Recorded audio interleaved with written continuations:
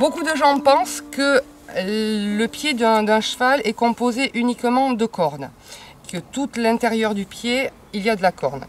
C'est pas du tout ça. En fait, toute la paroi du cheval est d'environ 1 cm d'épaisseur, donc ça englobe tout le pied du cheval.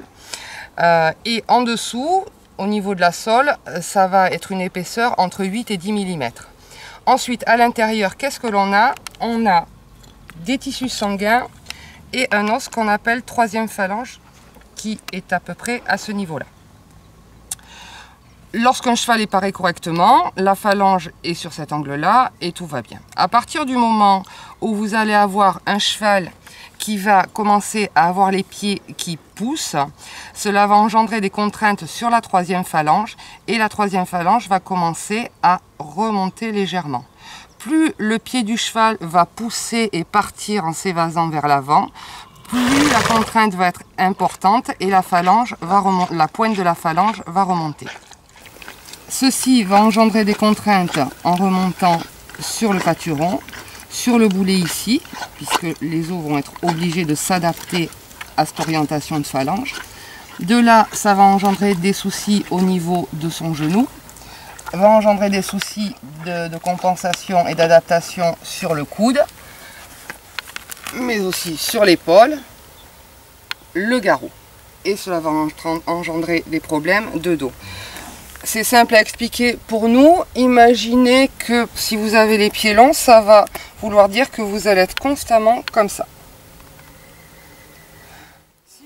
Alors une autre explication aussi pour les gens qui n'y connaissent pas grand chose en chevaux et qui ont des doutes sur le fait de voir des chevaux dans un pré et se dire est-ce qu'ils sont abandonnés et qu'on ne s'occupe pas de leurs pieds ou est-ce qu'ils vont bien. Il faut que vous imaginiez que le sabot d'un cheval doit à peu près ressembler à un bol retourné. À partir du moment où vous avez une image à peu près semblable à un bol retourné, le cheval qui est en face de vous a ses pieds entretenus. Moi j'aurais tendance à dire qu'il y a deux points importants, en tout cas dans la région, il y a deux grosses pousses d'herbe. Donc du coup deux grosses pousses d'énergie. Et du coup c'est au printemps et en automne. Donc il faut au moins paraître 2 fois par an. Au printemps et en automne.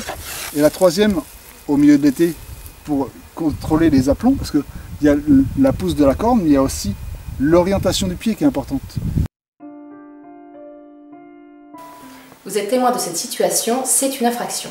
L'article R 214-17 du Code rural interdit à toute personne qui élève, garde ou détient des animaux domestiques ou des animaux sauvages, apprivoisés ou tenus en captivité, de les laisser sans soin en cas de maladie ou de blessure.